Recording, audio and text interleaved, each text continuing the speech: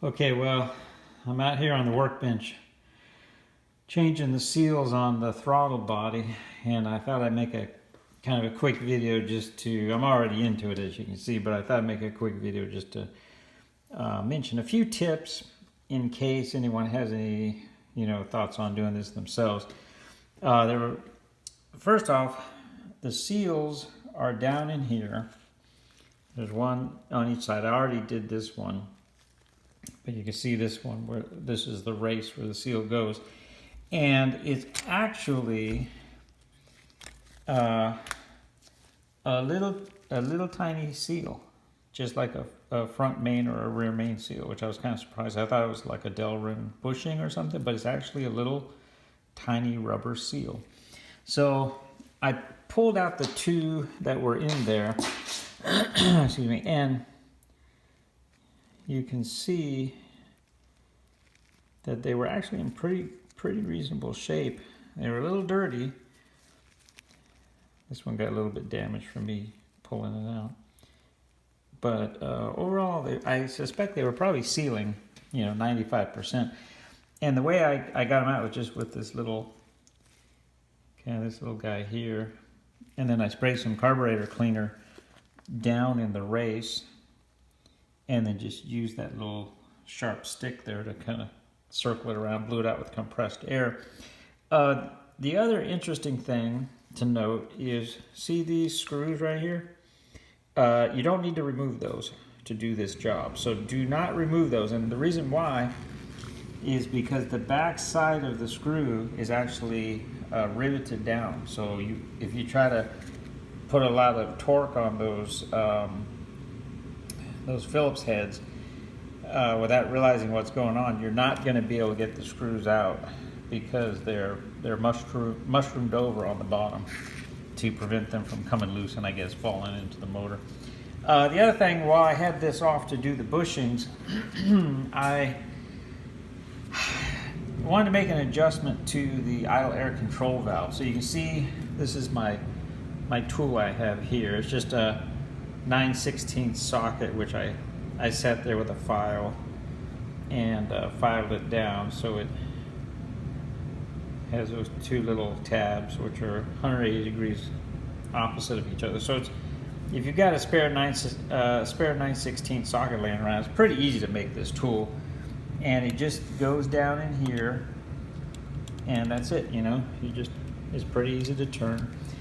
And the reason I am adjusting mine is I had originally set to, I think, 3.5 turns out. And the way I determined that was I ran hot water through this until it was about 140 degrees, and then I cinched this down to where it shut off the flow of air. However, the problem I ran into was it seemed like it was opening when the motor cooled down. Like if you go to a store, shop for 30 minutes, come back out, then the motor was cool a little bit low, below that 150, 140 that I had set it to, and it seemed like a little air was coming through this and messing up my idle.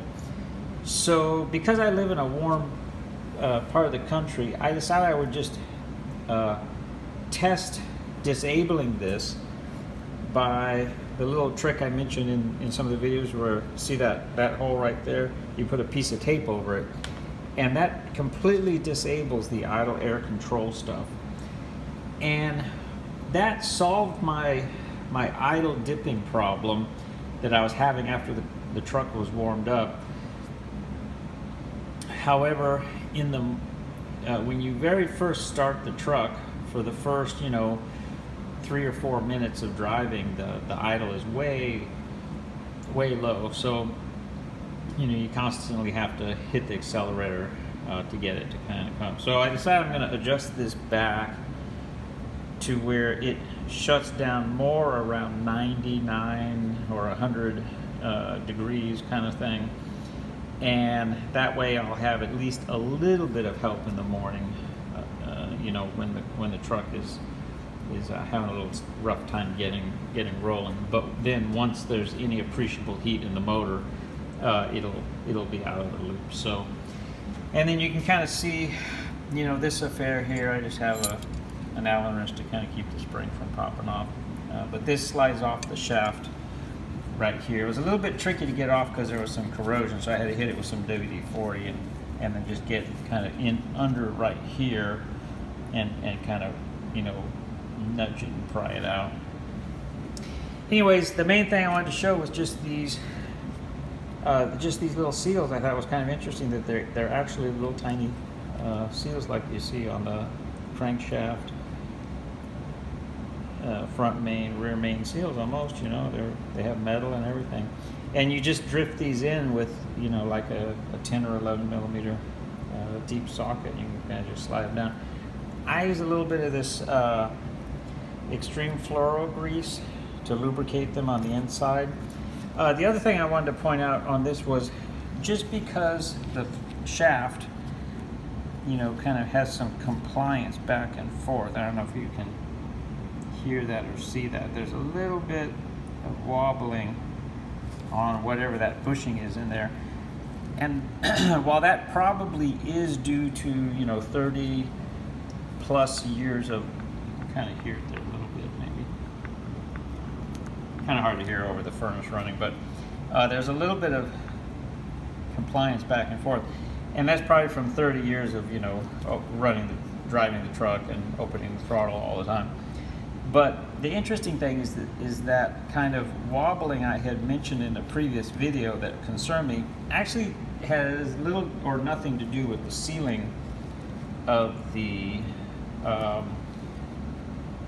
shaft, because this is the inner piece here is rubber, so it doesn't really care if the shaft is moving around a little bit. And I got these seals from LC Engineering. Unfortunately, they don't sell them individually. You have to kind of buy them in a kit with the little adjuster, which I had already purchased, you know, previously. So I kind of have two of these now. But if you don't have this idle adjustment, it's a nice upgrade. You can see it allows you to just reach down with your thumb and finger and adjust the idle. So that comes with the kit, and as does a new gasket for back here. So if you don't have that stuff and you're working on your throttle body, by all means get the kit that includes these little seals, so you can swap them out. So anyways, that gives you kind of a little bit of an overview. And, you know, for anyone contemplating doing this job, I think it'll maybe help. You know, you just take that nut off, pop the new seal in, and then on this one it's a little bit more tricky, but take off the 12 millimeter nut and then put a new seal in there, and then put everything back together and you're all set.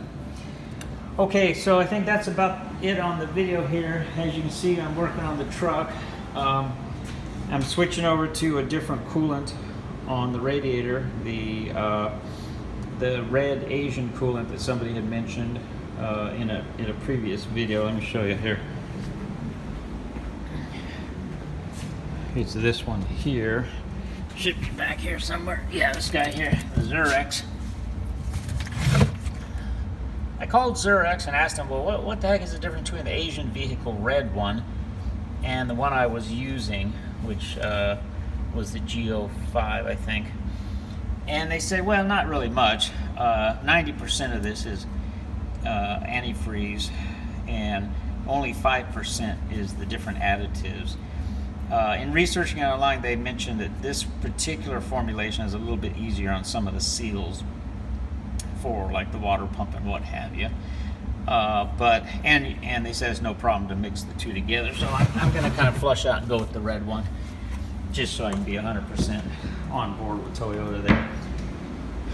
Oh, and you see I finally got around to cleaning up the garage for the most part. Workbench is still a little dirty. Okay, well, that's about it for this video. Let me see. Let me double check and make sure. Oh, I'm changing the plugs back to one heat range hotter, and I'm switching from NGK to ND Nippon Denso.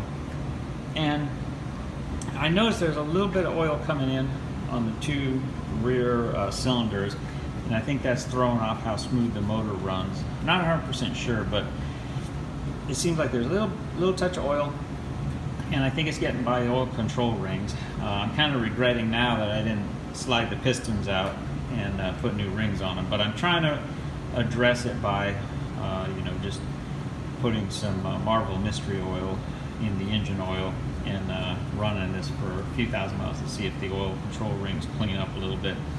And in the meantime, I'm going to put a hotter spark plug in, 1 heat range hotter, go back to that.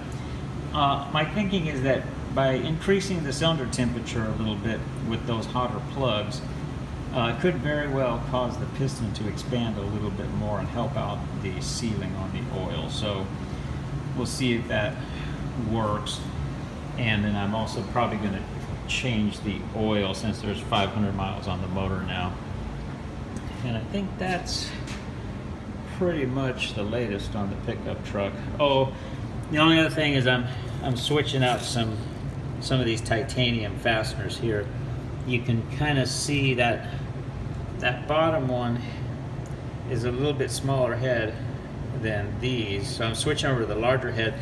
And the reason is because, and you can kind of see right here, I'm in the middle of working, but you can kind of see these were the original ones, the 4mm titanium. And because it was 4mm, I had to put a little bit of torque on there. It kind of gummed up the hex in there. So I wasn't real happy about that. So I got these on eBay, and they take a 5mm Allen, so there's a little bit more surface area and they're a little bit more meaty. So I'm in the process of switching over to those. The other thing is I'm gonna put in the capillary for this little VDO gauge, which is the mechanical water gauge. So I've got to run the capillary into the inch compartment and pick up the little bung that I welded in down there. So kind of trying to do everything all at once and then get the truck back on the road and get some miles on it, see how it runs. So that's the latest with the pickup truck. As always, if you have any questions or anything, feel free to use that comment section below. If you enjoy the videos, click like and subscribe. That helps me out a whole bunch on YouTube. And as always, thanks for watching.